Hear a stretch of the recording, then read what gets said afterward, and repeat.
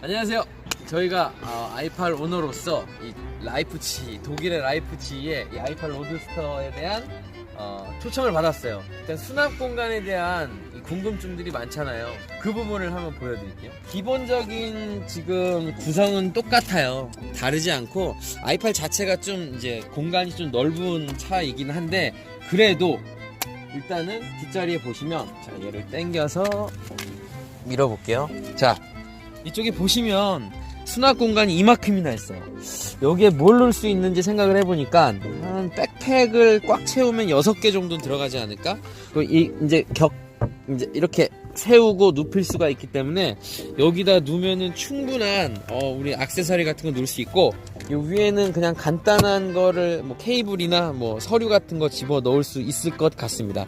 그리고 이쪽 뒤에 보면 가방을 또 걸 수 있는 뭐 웬만한 컴포터블 차들이 뭐 이렇게 돼 있죠. 일단 트렁크를 한번 또 볼까요? 자, 트렁크가 이렇게 납작하게 생겼는데 기존 i8 트렁크와 동일해요. 자, 보실까요? 네, 기존 i8 트렁크와 동일한, 이걸 뭐 크다고 할 수는 없지만 작아지진 않았다. 이제 공간에 대한 크기는 동일하게 유지를 하면서, 그 다음에 안쪽에 대한 뒤에 시트가 있었던 이 부분에 대한 공간을 키웠다는 게 너무 큰 장점이죠. 2인승은 못한다 생각을 했어요. 왜 그러면 간단한 가방, 뭐 여자친구의 뭐 핸드백, 여러 가지 물건들을 어디다 수납할 공간이 없잖아요. 그랬을 때 느껴지는 되게 불편함, 그런 불편함들을 충분히 해소할 수 있을 것 같은, 뒷자리에 사람이 탈 수는 없지만 그래도 그런 어떤 공간에 대한 건 느껴질 수 있습니다. 뒤로 얼마나 눕혀져요? 뒤에가 너무 답답하지 않나요? 이제 포르쉐 타보면 아시겠지만 2인승 이제 박스터 같은 거 뒤에가 막혀 있다 보니까 좀 운전할 때부터 눕지 않아도 그냥 좀 답답한 느껴짐이 있잖아요. 얘는 어떻게 되는지 한번 보실까요? i8 같은 경우에는 일단은 뒤로 제낄 때 자동으로 얘가 세워져요. 저는 그냥 단순히 뒤로만 밀고 있거든요. 이 상태에서 운전하시는 분은 없겠죠? 제가 요거를 한번 뒤로 쫙 눕혀볼게요. 어느 정도까지 눕혀지나? 이 공간을 최대한 활용을 하면서 최대한 눕혀집니다. 어우, 이 정도까지? 더? 이 정도. 재밌지 않아요? 이렇게 운전하시는 분은 없겠지만, 뭔가 차에서 여자친구를 기다린다든지, 뭐 차에서 좀 휴식 시간을 갖고 싶은 경우, 이런 경우에 이 정도까지 누워질 수 있기 때문에 되게 좋은 시트 포지션이라고 생각합니다. 네, 수납 공간 여기까지 확인하고 다른 거 확인할게요. 바이.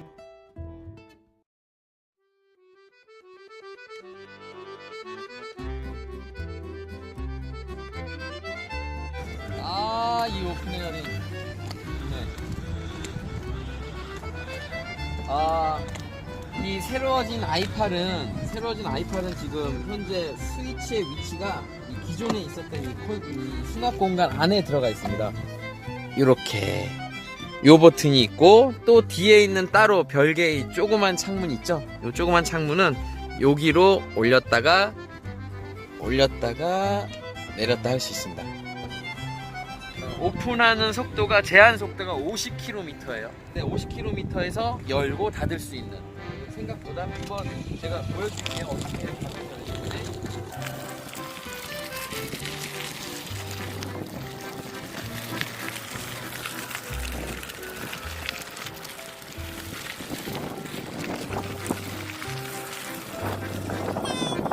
실내가 어떤 점이 바뀌었냐면, 기어봉이 좀 이렇게 되게 글로지하게 검정색 유광으로 빛나죠. 얘도 그렇고 요거 자체가 기본으로 바뀌었어요. 또 한 가지 가장 큰 차이점이 있습니다. 터치스크린. i8에도 이제 드디어 터치스크린이 적용이 됐는데, 훨씬 더 좀 현대적이고 발전된 느낌이 들긴 하네요. 그 외에 어떤 특별한 기능이 있냐 보면, 오토 하이빔. 근데 이건 뭐 갈라주는 그런 빈트는 아니고, 앞에 차가 있으면 꺼지고 요 정도 수준입니다. 여기 또 보면 SOS 버튼이 있죠. 언제든지 도움을 요청할 수 있고, 위성 전화로 전화 통화가 가능해요. 나머지 버튼을 보시면 풀 오토 에어컨, 그다음에 열선, 네, 통풍 시트는 전혀 적용되지 않았어요. 또 핸들 열선도 적용되지는 않았습니다. 헤드업 디스플레이가 있지만 이거는 기본적으로 있고, 가장 아쉬운 건 역시나 통풍 시트. 이 i8을 처음에 타면서 되게 좋았었던 점이 뭐였냐면, 와, 이런 스포츠카에 서라운드 카메라가 있어? 이거는 이 차가 미래지향적인 디지털라이제이션을 표방한다는 뜻이에요. 그런 방향으로 가겠다는 겁니다. 이 버튼이 뭐냐면 전방 추돌에 대한 얘기예요. 보행자 보호나 추돌 경고, 그리고 어느 정도 제한적인 브레이크에 대한 개입도 같이 해주고 있습니다. i8 로드스터를 타고 라이프치히 공장에 가서 이 친환경적인 메시지, 이제 미래에 대한 메시지를 수력 발전을 활용한, 또 풍력 발전을 활용한 배터리 충전, 공장 가동 곳에서 리뷰를 좀 진행할까 합니다. 루프탑을 오픈했을 때 바람이 얼마나 날리냐, 풍절음이 얼마나 들리냐, 이런 것도 중요하기 때문에 지금 그 부분을 한번 볼게요. 오픈을 할 수 있는 버튼이 있습니다. 이제 오픈, 시속 50km까지, 지금 현재 속도는 45km, 47km 오픈을 했어요. 자, 오픈을 하고 네, 완벽히 오픈이 됐습니다. 창문을 닫고 이제 뒤에 중간에 있는 이 창문 닫아볼게요. 이 상태에서 지금 60km, 70km, 80km, 90km, 100km. 어때요? 제 머리가 어느 정도 날리는 것 같아요? 생각보다는 바람의 유입은 있어요. 이 정도? 이 정도에서는 있지만, 내가 이거 창문 열고 하면 좀 힘들겠다, 이런 느낌은 전혀 들지 않는. 윤 감독님은 어떠세요? 하나도 안 날려요, 머리카락이. 네, 기존에 머스탱 탔던 거랑. 머스탱 컨버터블은 바람이 엄청 날려가지고 머리카락 다 뽑힐 뻔했어요. 근데 정말로 모르겠어요. 이 유리창 자체가 안쪽으로 좀 기울어진 느낌이에요. 여기 지금 프레임리스 보이시죠? 그래서 안쪽으로 좀 기울어진 느낌이라 그런지 억제하지 않았나.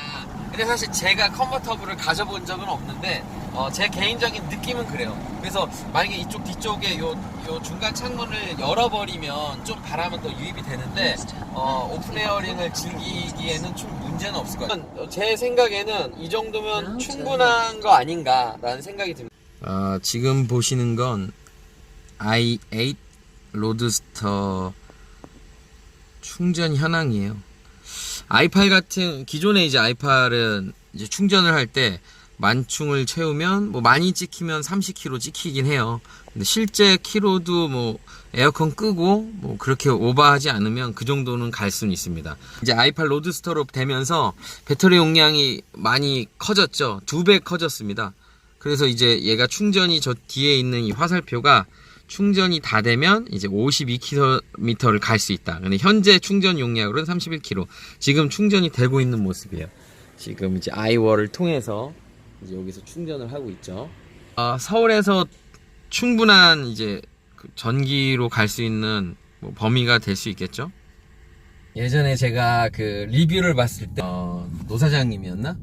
살짝만 눌러도 엔진이 개입된다. 사실상 그건 틀린 말입니다. i8은 강력한 토크감으로 120km까지 오직 전기로만, 모터만 돌려가지고 전륜구동을 할 수 있어요. 근데 그분이 그때 왜 그렇게 얘기를 했냐면, 만약에 여기서 저도 지금은 이제 전기 모드로 조용하게 가고 있는데, 여기서 악셀링을 끝까지 밟거나 좀 깊이 밟으면 엔진이 개입해요. 근데 그거는 일반 모드고, 보시면 e드라이브라는 버튼이 있죠. 이거는 오로지 전기만 쓰는 모드입니다. 여기서 e드라이브를 가다가 누르면 지금 이제 맥스 e드라이브 나오죠. 그냥 무조건 전기로만 가겠다는 거예요. 예를 들어서 제가 지금 주행 영상 좀 찍어주실래요? 여기서 이 정도의 지금 토크를 내고 있어요. 전기로만. 요거 지금 계기판 한번 봐주실래요? 지금 10km, 10km에서 전기 30, 40, 50, 90이 아니고 60까지 이 정도로 전기로 갈 수 있습니다. 그래서 그 부분은 틀린 거고, 왜 그러냐면 그분이 모르겠어요. e드라이브 모드를 잘 모르셨던 것 같아요. 그래서 그 부분은 확실하게 정정을 하고 짚고 넘어가겠습니다. 지금 말 나온 김에 e드라이브는 어떤 모드냐면 오로지 전기만 활용을 해서 전륜구동. 왜 그러냐면 후륜은 엔진이 담당하고 전륜은 모터가 담당하기 때문에 오직 모터만 쓰는 모드예요. 그래서 나는 엔진의 개입이 싫다, 아니면 여자친구랑 조용하게 이제 얘기하고 가고 싶다든지, 아니면 주변에 뭐 아파트들이나 여러 가지 뭐 주민들한테 시끄럽게 하고 싶지 않다. 그랬을 땐 이 드라이브를 눌러서 절대적인 개입이 없게 만들어서 할 수가 있습니다. 한번 보실까요? 화면 좀 비춰주세요. 지금 보시면 오토 이드라이브 해서 60.5%의 배터리가 차 있어요. 근데 지금 요거는 이제 i8 로드스터기 때문에 배터리 용량이 2배 정도 늘어났고, i8 로드스터에서는 60.5%가 충전이 돼 있을 때 일렉트릭 레인지가 25km로 줄었네요. 25km 정도 갈 수 있다는 거예요. 완충했을 때 50에서 55km 정도로 갈 수 있는데, 뭐 그 정도의 이제 레인지는 충분히 도심에서 전기만으로 활동할 수 있다는 거죠. 자, 그럼 여기서 이 드라이브를 꺼볼게요. 이 드라이브를 꺼보면 이제 얘는 지금 어떤 상태냐면, 이 드라이브, 그러니까 엔진이 개입할 수도 있고 내가 얼마나 악셀을 밟느냐에 따라서 개입할 수도 있고 안 할 수도 있고. 근데 지금 이 중에서 보면 여기 보시면 컴포트 모드죠. 좀 더 나은 퍼포먼스를 보여줍니다. 뭐 에어컨이든 여러 가지 모든 것들에 대한 에코, 이제 효율성을 배제하고 오로지 그냥 이제 편안하게 갈 수 있는, 뭐 별로 크게 스트레스 안 받고 그런 모드고, 여기 보시면 그 다음 세 번째 모드는 에코 프로 모드면 여기 계기판이 파랗게 변해요. 계기판이 파랗게 변했다는 건 에어컨을 틀어도 에어컨이 덜 시원할 수도 있고, 뭐 여러 가지로 좀 오직 이 효율만 위한, 뭐 기존의 BMW 에코 프로 같은 겁니다.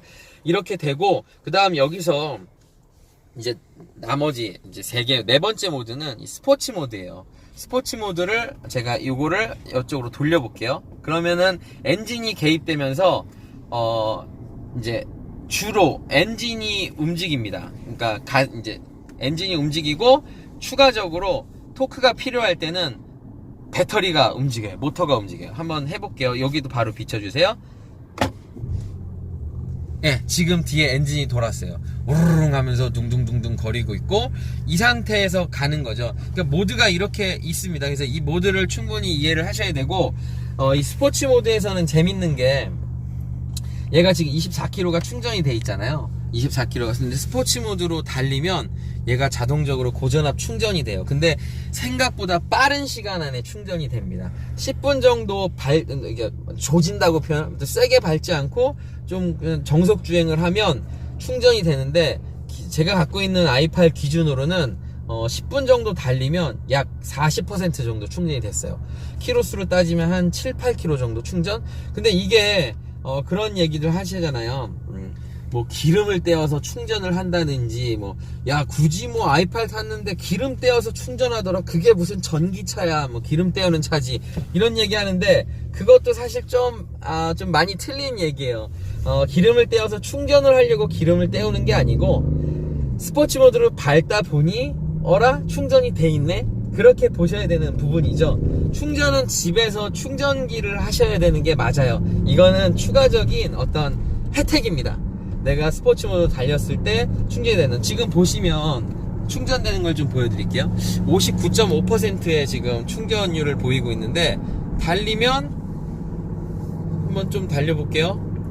60% 올라갔죠. 이런 식으로 충전이 전체 이제 퍼센테이지 중에 기존 i8 기준으로는 75% 6%까지는 전기 충전이 가능해요.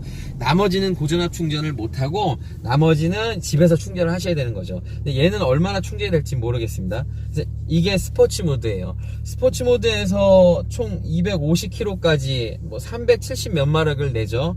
뭐 토크감이나 이런 것들은 나중에 얘기하겠는데, 뭐 어쨌든 좀 빠른 속도를 내고 있습니다. 자, 이 상태에서 한 가지 재밌는 팁이 뭐가 있냐면요, 제가 이제 교회에 놀러를 가요. 이제 강원도에 놀러 갔을 때 고속도로는 상대적으로는 안 막히죠, 도심에 비해서. 그러면 전기 충전량을 확인을 해서 전기 충전량이 좀 적다 싶으면, 저 같은 경우에는 이 스포츠 모드로 지금 아까 59%에서 60%까지 늘어났죠. 이런 식으로 충전을 하면서 도심으로 진입을 합니다. 그러면 제로였던 배터리 용량이 충전이 되겠죠. 그랬을 때 도심에 왔을 때 막히네, 막혔을 때 어떤 게 훨씬 더 유리한 효율을 보여줄까요? 전기 모드죠. 전기 모드이기 때문에 지금 보세요. 61.5%나 찼습니다. 이 상태에서 지금 저 앞이 도심이라고 생각해 볼게요. 저 앞에 좀 찍어주세요. 저 앞에 도심이 왔을 때 저는 이 드라이브 버튼을 눌러요. 이것도 찍어주세요. 그러면 자동적으로 좀 멀리서 눌렀을 때 맥스 E 드라이브로 바뀌면서 지금부터는 고속도로에서 충전했던 충전 용량으로 도심에서 스트레스 받지 않고 조용하게 부드럽게 운행을 할 수가 있어요. 지금 아무런 소리도 안 들리죠. 이게 바로 i8의 이 전기 고전압 충전과 전기를 쓰는 방식입니다. 방법이에요. 이거는 우리 오너들이 뭐 많이들 이렇게 쓰는데, 이런 것들도 생각을 해보면, 야, 그러면 고속도로 달릴 때 충전을 해놓고 그 다음에 도심에 와서 효율을 극대화할 수 있는 전기 모드로 도심을 뭐 50km를 달린다. 그랬을 때 연비는 어떻게 될까요? 엄청난 연비를 보이겠죠. 이게 바로 i8, 이제 플러그인 하이브리드 i8이 갖고 있는 전기의 가장 큰 장점입니다. 원래 전기차는요, 밖에 보행자들한테 전기차가 가고 있다는 소리를 내야 돼요. 그래서 밖에서 소리를 들어보시면 왕왕왕왕왕왕왕왕왕 이런 인위적인 소리를 스피커로 내고 있어요. 근데 i8에서는요, 이제 여기 보시면 이제 보행자 보호에 대한 이제 소리를 액티베이트 할 수 있고 끌 수도 있습니다. 지금은 제가 꺼버렸어요. 전 조용한 게 더 좋거든요. 근데 만약에 요거를 키면 밖에서 이렇게 왕왕왕왕왕왕왕왕 소리가 들려요. 그래서 이런 걸 우리는 스텔스 모드라고 부르기도 하고 뭐 그렇습니다. i8에 대한 주행 느낌은 다 개인이 갖고 있었던 경험에 따라서 다 달라요. 그 전날 뭐 페라리를 탔든, 그 전날 뭐 박스터든 911이든 탔든, 그런 다음에 이 i8의 브레이크를 밟아보면 브레이크가 상당히 약하다는 느낌이 들 수밖에 없습니다. 뭐 고전압 뭐 재생 에너지 회동 뭐 이래서 브레이크에서 뭐 에너지를 회동하면서 그런 것들 때문에 이질감이 느껴진다 하는데, i8 자체는 브레이킹 성능이 뛰어나지 않아요. 뛰어나지 않고 그냥 뭐 나쁘지 않다, 좀 밀린다라고 느낄 수도 있는데 뭐 그닥 뭐 그렇게 뭐 브레이킹에 대해서는 별로 뭐 칭찬할 건 없는 것 같습니다. 일단 주행의 성능을 한번 느껴보면 볼게요. 지금은 이제 E 드라이브 중에서도 컴포트, 만약에 에코 프로라면 E 드라이브 중에서도 에코 프로, 근데 컴포트로 한번 시내를 주행을 해볼게요. 웬만하면은 엔진 개입이 일어나진 않아요. 그냥 전기로만 쭉쭉쭉쭉 빨려 나가다가 나중에 내가 엔진이 필요하다 싶은 뭐 지나친 오르막이나 아니면 급가속, 그럴 때 엔진이 개입을 하다가 또 평상시 되면 꺼집니다. 그래서 일반적으로는 주된 성능은 모터에 의한 시내 주행이 주를 이룰 거예요. 지금 이제 출발을 할게요. 소리를 들을 수는 없으시겠지만 이 음성처럼 쭉 나가는 엔진의 전자음은 아니죠. 엔진 자체의 음이겠죠. 엔진의 음과 이 부드러운 주행 성능, 그리고 강력한 토크, 이게 이 i8의 매력입니다. 근데 윤 감독님도 느껴보셨겠지만 지금 느낌이 어떠세요? i8 컴포트 모드요? 아니, 지금 이 드라이브 전기 모드의 컴포트. 네. 제가 i8을 타고 있는데 별로 큰 차이가 없는 것 같아요. 네. 느낌이 느낌이 똑같아요. i8 기존 i8 처음에 네. 전기차 안 보다가 네. 전기차를 타셨잖아요. 네. 그때 이제 느낌은 어땠어요? 처음으로 내가 전기차를 네. 몰아봤을 때, 전기로만 가는, 모터로만 가는 차를 몰아봤을 때 처음에 그 느낌. 조용하고 일단은 되게 안정적으로 조용했고, 스피드는 또 스피드대로 나면서 이 전기차도 탈만한 차구나, 네, 그렇게 느꼈었죠. 저도 이게 매력이 너무 있는 거예요. 네. 와, 조용하다. 조용한데 이렇게 빨리, 지금 이제 약간 뭐 시트가 살짝 뒤로 제껴질 정도의 토크감으로 지금 가고 있는데, 이 정도 속도로 간다고? 우와, 신기하다. 생각보다 전기에 대한 토크감이 강하구나. 지금 이렇게 달림에도 불구하고 한 번도 지금 엔진이 개입되지 않았습니다. 그러니까 그만큼 전기적인 능력, 이제 모터의 능력이 되게 좋다. 괜찮다고 볼 수 있을 것 같아요. 스포츠 모드 켰어요. 스포츠 모드를 키면 또 요거는 요거대로 뒤에서 쳐주는 맛이 있죠. 스포츠 모드를 키면 100% 가솔린만 하는 게 아니고 내가 세게 눌렀을 때는 모터의 힘을 또 사용합니다. 모터의 힘을 사용을 하면서 또 충전도 하고 여러 가지로 왔다 갔다 복잡하게 왔다 갔다 하는 거죠. 이게 그만큼 i8은 그만큼 매우 복잡한 걸 갖고 있어요. 그래서 단순한 차량이 아닙니다. 이렇게 지금 정차해 있는 순간에 굳이 스포츠 모드 안 놓고 싶다. 그럼 옆으로 제끼세요. 제끼면 시동 꺼지고 다시 엔진 이제 전기로 진행되는 거. 3기통 엔진의 1500cc 엔진임에도 불구하고 만족할 만한 수준의 소리를 내요. 왜 그러냐면 기대가 없었기 때문에 엔진에서 바로 연소시킨 이게 중통 없이 바로 내뿜기 때문에 좀 듣기 싫은 소리 하지만 좀 큰 소리가 나요. 저는 개인적으로 이제 하이버 모터스의 배기를 바꿨는데 뭐 우르릉 밟으면 충분한 소리는 나요. 예, 금액도 100만원 이하밖에 안 하기 때문에 만약에 이런 i8을 구매하신 분들께서 뭐 배기 소리에 좀 문제가 있다 싶으시면 100만원 정도 바꾸실 수 있습니다.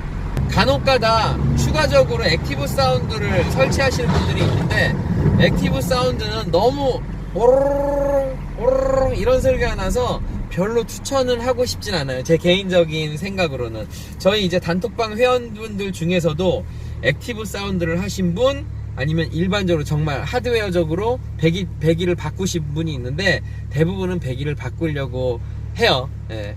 뭐 액티브 사운드는 추천하지 않고 배기는 뭐 추천하는 편입니다. 그리고 구조 변경이 가능하기 때문에 큰 문제가 없습니다.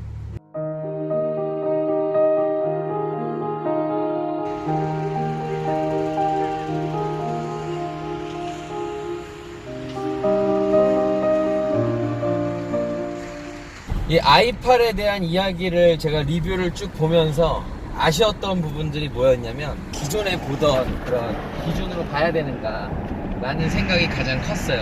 하이브리드 카가 생기면서 기존의 사람들이 갖고 있었던 인식하고 좀 너무나 다른 거예요. 뭐 브레이크 담력도 이상하고 뭐 재생에너지를 쓴다고 해서 뭐 브레이크가 밀린다든지 아니면은 뭐 하이브리드인데 뭐 20km만 갔는데 갑자기 엔진이 개입된다든지 뭐 그런 거를 거치면서 하이브리드 별로야 뭐 굳이 왜 하이브리드를 전기로 갈 수가 없잖아 이런 시간을 거치다가 이제 드디어 이제 플러그인 하이브리드라는 게 나왔죠.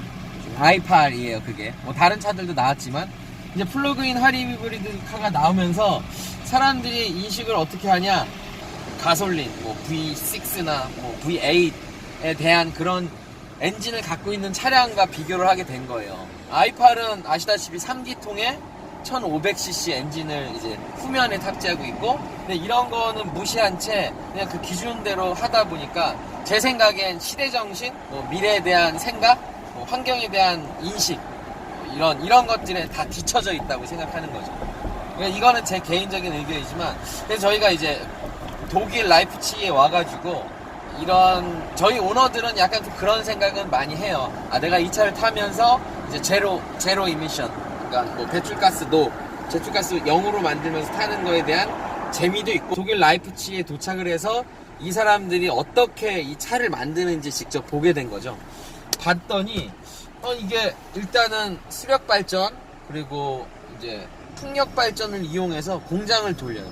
그리고 웬만한 모든 다양한 부분에 대한 이제 재생 가능한 재료들로 차를 만들기 시작합니다. 근데 뭐든지 당연히 100%는 아니에요. 100%는 아니지만 예를 들어 카본 같은 거는 나중에 깨지거나 그랬을 때 다시 재생하고 사용을 할 수 있고, 뭐 여러 가지들이 있습니다. 이 내장재들을 염색할 때 원래 사실 그냥 인공 염료를 쓰죠. 염색하는. 하지만 BMW i8을 만들 때는요, 올리브 오일의 추출물을 써서 자연 천연 염색을 진행해요. 근데 여러 가지가 있잖아요. 이 명품이라는 게 어떻게 탄생을 하냐 생각을 해보면, 그냥 자그만 시도에서부터 뭐 한 땀 한 땀 뭐 장인의 그런 손길, 그런 거와 같이 이 i8도 여러 부분에 대해서 그런 장인들이 하나하나씩 만든다는 거를 공장에 와서 볼 수 있었어요. 직접적으로. 과연 i8이 그냥 아무 생각 없이 플라스틱 녹여버리고 뭐 그냥 쇳덩이 녹여버려서 뭐 환경 같은 거 생각 안 한 그런 미래지향적인 메시지를 던질 수 없는 차냐, 그런 게 결코 아니거든요. 그래서 그런 부분이 너무 아쉬웠습니다. 그래서 i8에 이제 이번에 뭐 최고 이제 프로덕트 매니저들과 같이 이야기를 하고 저녁 식사 같이 하고 밥 먹으면서 그 사람들은 뭐에 집중하냐면 과연 이 차가 미래에도 유지가 가능할까? 이 i8이란 시리즈, 이 i 시리즈가 우리 미래의 사람들한테 정말 뭐 계속 지속 가능하게 판매가 될 수 있는 차량인지 그거에 대한 연구를 끊임없이 하는 겁니다. 그래서 뭐 정말 최고의 스피드를 내고 뭐 내연을 뿜고 뭐 어떤 환경 규제를 다 무시해버리고 최고의 그런 속도를 뽐는다, 이런 것들에 전혀 관심이 없는 거죠. 그런 차라는 인식을 갖고 이 차량을 바라봐야 된다는 거예요. 그래서 기존의 리뷰들은 좀 사실 좀 너무 답답한 부분들이 있어요. 왜? 이 차는 미래지향적인 차인데 왜 과거에 그냥 그런 기준들만 가지고 얘기를 해야 되는 거지? 이런 생각이 있던 거죠. 예를 들어볼게요. 이제 킥보드가 우리 처음에 나왔을 때 제가 말씀드린 엔진 킥보드 2행정짜리 이제 오일 섞어서 넣는 거, 저도 그걸 고패드라는 걸 타고 다녔는데 그때는 모든 사람들의 생각이 어땠냐면, 아 진짜 토크감 빠르고 빨리 달리고 뭐 이제 배기구 늘려가지고 뭐 배기압 늘려서 훨씬 더 많은 출력, 그런 거에 혈안이 돼 있었어요. 뭐 저도 그랬죠. 하지만 그때 무시할 수 없었던 건 매연, 소음 뭐 이런 것들이었죠. 근데 시대가 바뀌었어요. 시대가 바뀌면서 처음으로 전동 킥보드라는 게 생기고 되게 조용한 드라이빙, 조용한데 토크감은 세고 환경을 생각하고 주변 사람들한테 소음을 주지 않을 수 있는 그런 킥보드로 바뀌면서 지금은 어떻죠? 엔진 킥보드에 대한 수요가 전혀 없어졌죠. 누가 엔진 킥보드를 얼마나 빠르든 100km를 가든 토크가 얼마나 되든 전혀 사지 않는 시대에 왔습니다. 차량 또한 똑같아요. 과거의 시대는 내연기관의 시대였으면 지금은 혼돈의 시대인 거예요. 하이브리드의 시대. 하이브리드 시대가 끝나면 어쩔 수 없이 이 전기로만 가는 이 전기차의 시대가 올 겁니다. 그런 관점에서 봤을 때 i8이란 차는 상당한 큰 기념비적인 차라는 생각이 있는 거죠. i8에 대한 이야기를 많이 해줘요. 그랬을 때 총 6가지 부분에 대한 이 미래 운송수단에 대한 기준을 정립을 했는데, 첫 번째는 환경. 제가 말씀드렸던 이 차를 어떤 에너지를 어떻게 만들고 현재 사용하는 그 공장에서 사용하는 전력들에 대한 수급을 어떻게 하고, 또 이제 만들어내는 이 부품들의 재생 에너지, 재생 가능한 정도, 이런 것들을 따지는 이제 환경에 대한 문제와, 두 번째는 이제 도심화. 이제 우리가 이제 이런 차들을 타는 사람들은 거의 대부분 도시에 사는 사람들이 많겠죠. 도시에 사는 사람들이 이제 유럽의 90%의 인원들이 하루 평균 이제 직장을 오가는 이제 커뮤트라고 하는데, 그 통근 시간에 몇 킬로미터를 움직이냐? 35km에서 45km를 왕복을 하게 됩니다. 근데 i8 로드스터에 와서 배터리 용량이 제가 늘어났다고 말씀드렸나요? 배터리 용량이 풀 충전을 했을 경우 50kg로 늘어났어요. 이거는 얼마나 대단한 문제냐면, 지금도 보시면 배터리 용량이 한 60% 정도 있는데 30kg 갈 수 있다고 나와 있죠. 도시화를 충분히, 도시에서 이 전기 모드로만 충분히 통근이 가능할 정도의 수준으로 끌어올렸다는 게 상당한 발전이라는 거죠. 그러면서 뭐 무게나 어떤 변화는 없고, 당연히 배기가스는 당연히 노고, 이런 문제들, 이런 것들이 기준이 됐고, 또 한 가지 정치적으로나 이제 규제, 정치와 규제에 대한 얘기인데, 정치인들도 똑같고 이제 규제는 갈수록 강해지고 날로 훨씬 더 강해지면서 어쩔 수 없이 규제는 생겨날 수밖에 없습니다. 그럼 그 규제에 대응하기 위해서 사람들은 계속 이제 자동차 회사들은 계속 배기가스 배출량을 줄여나가고 하면 당연히 어쩔 수 없이 전기 이런 쪽으로 기결될 수가 없어요. 이제 또 i8 자체는 또 그런 쪽에 이제 되었고, 그 다음은 이제 경제적으로 얼마나 효율성을 따질 수 있냐의 문제입니다. i8은 스포츠카고 이제 전기를 하이브리드를 쓰면서 전기만으로 오직 주행이 가능하기 때문에 경제적인 건 오케이죠.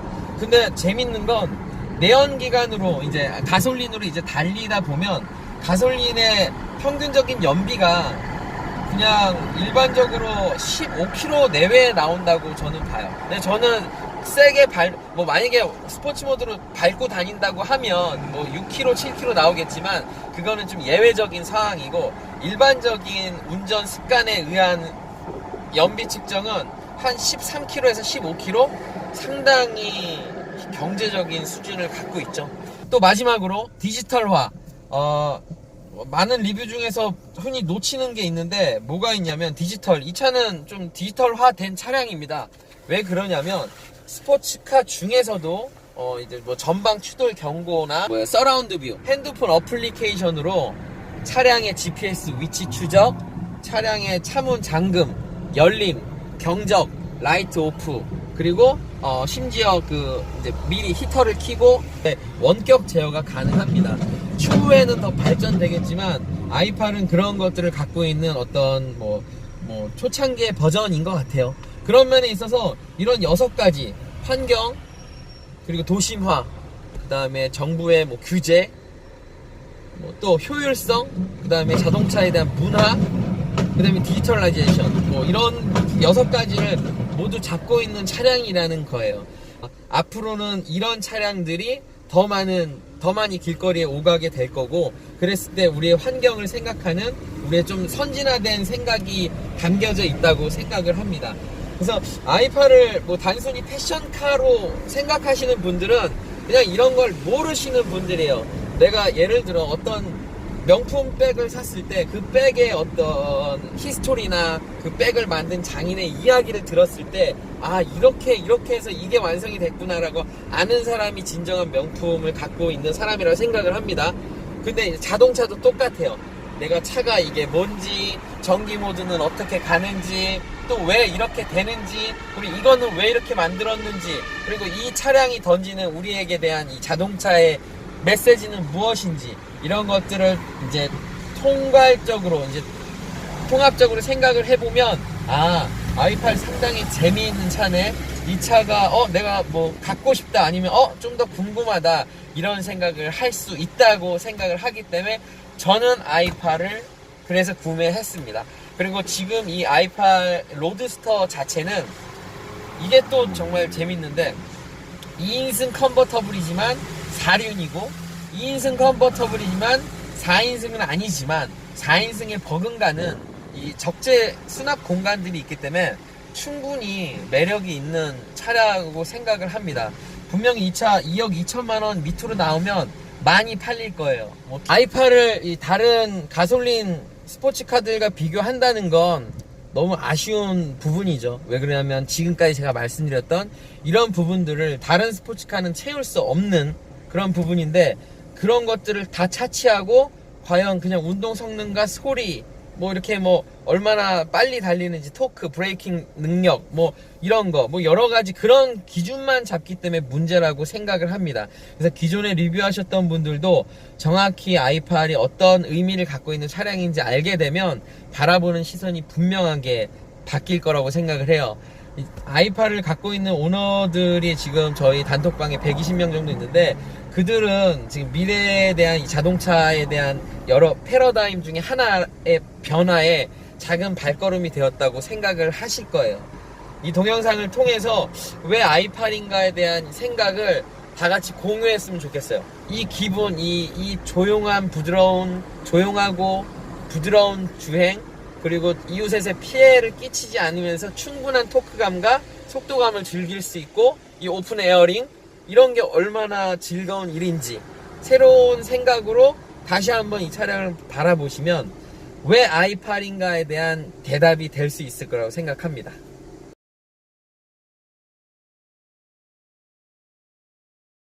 차량을 보면서 외관에 대한 어떤 변화점에 대해서 한번 살펴볼게요. 뭐가 바뀐 것 같아요? 잘 모르겠죠? 보시면 이쪽에 이제 프론트 에어 덕트가 막혀 있어요. 왜 기존에는 뚫려 있었죠? 뒤로 보시면 이쪽 뒤에서 한번 찍어주세요. 우리가 이 공중에서 물방울이 떨어질 때 어떤 모양이죠? 물방울 모양은 이렇게 생겼죠? 이제 이 차도 똑같습니다. 저쪽에서부터 물방울처럼 뒤에가 얄쌍하게 빠졌어요. 그래서 이제 공기의 흐름이 이쪽으로 들어와가지고 이쪽으로 나아가면서 훨씬 더 이제 뭐 공기 저항을 줄여 나가는 거죠. 또한 위에서 오는 공기는 앞에서 만들어낸 앞에 이제 프론트 덕트에서 만들어낸 공기 흐름을 통해서 이쪽을 타고 오고 여기서 다운포스를 주어지고 있어요.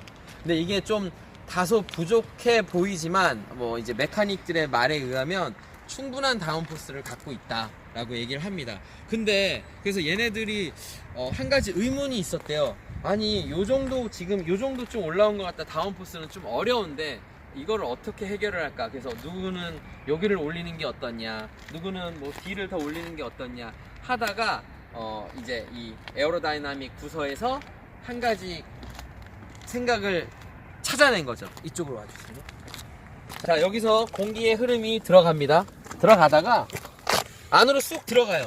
왜 들어가냐면 이쪽으로 들어가면서 일단 뒤에 있는 엔진의 열을 식혀주게 돼요. 뒤에 있는 엔진의 열을 식혀주고, 더 재밌는 건 이쪽 부분에다가 뭘 붙였냐면, 이쪽 한번 봐주실래요? 이 보이나요? 이거? 이걸 모르겠어요. 아무튼 요걸 붙이면서 바람이 이쪽에 있는 턱을 쳐요. 턱을 치면서 이 다운포스를 만들어내는 거죠. 근데 지금 이 하나의 턱이 만들어내는 다운포스의 양이 엄청나답니다. 그래서 에어로다이나믹이니까 이 다운포스를 충분히 만족을 시켰다라고 얘기를 합니다. 기존에는 뭐 좀 있긴 있었지만 좀 작았었던 부분, 엔진의 열을 식힐 수 있는 덕트 지금 후끈후끈합니다. 이제 이렇게 해서 엔진의 열을 식히고, 또 트렁크를 한번 또 볼게요.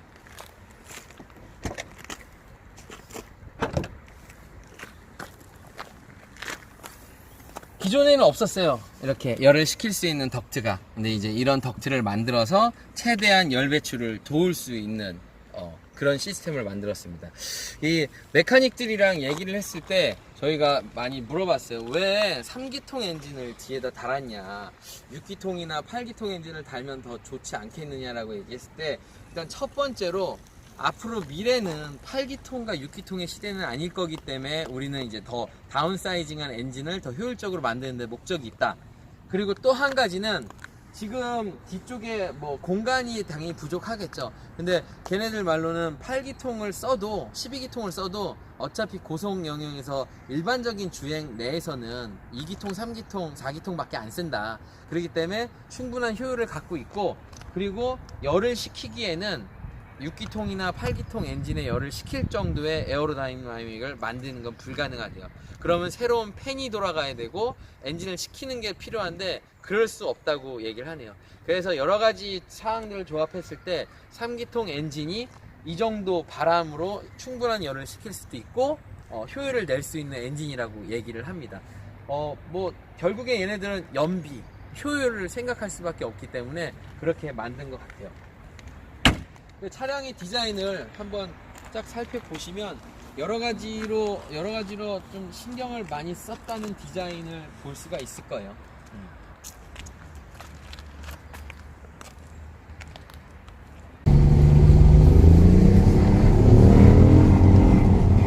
뭔가 바뀌었어요.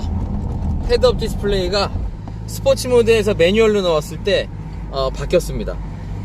제가 이런 거 찍어본 적이 없어서 i8을 지금까지 저랑 여러가지 주제로 봤는데, 제가 1년 6개월 동안 탔던 그 i8에 대한 생각과 그리고 본사에서 들었던 거, 그리고 듣고 내가 재정립한 생각들이기 때문에 충분히 어느 정도 참고할 만한 사안은 될 수 있을 거라고 생각을 합니다. 지금까지 여러가지 이유로 까이고 뭐 패션카다, 뭐 그냥 문 위로 열리는 쓰레기다, 뭐 이런 얘기를 했는데 결코 그렇게 볼만한 차량은 아니에요. 이제 생각을 좀 바꿔보시길 바라겠고, 이제 i8 로드스터가 나오면서 이쪽 이제 컨버터블 시장에 대한 많은 판도 변화가 있을 거라고 생각합니다. 크게 변화된 건 없습니다. 그래서 제가 한 얘기가 거의 99% 신뢰도가 있다고 생각해요. 짧은 시간 안에 봤던 리뷰인 만큼 부족한 면도 있겠지만, 나중에 더 대단하신 분들, 더 리뷰를 많이 하셨던 분들이 한국에 11월에 i8 로드스터가 런칭이 돼요. 그때 더 많은 리뷰가 나올 거라고 생각을 합니다. 그때는 재미있는 일이 많이 발생할 것 같아요. 파워트레인이 바뀌지 않았는데 차가 더 좋아졌다. 뭐가 바뀌지 않았는데 차가 왜 이렇게 좋지? 더 좋아졌지? 왜냐면 우리 인식이 계속 바뀌기 있기 때문이에요. 저는 이제 i8을 만약에 판매를 하게 된다면 저는 또다시 이 i8 로드스터를 구매를 하고 싶어요. 4인승이지 않지만 4인승에 머금가는 수납 공간을 가졌고 또 4륜구동의 또 차를 원하고 또 이런 가격에 뭐 예를 들어 2억 2천 이하로 나온다면 이런 가격에 이렇게 멋있는 차를 가질 수 있는 기회는 절대 없을 것 같습니다. 이상 독일 라이프치히에서 i8 리뷰를 마치겠습니다.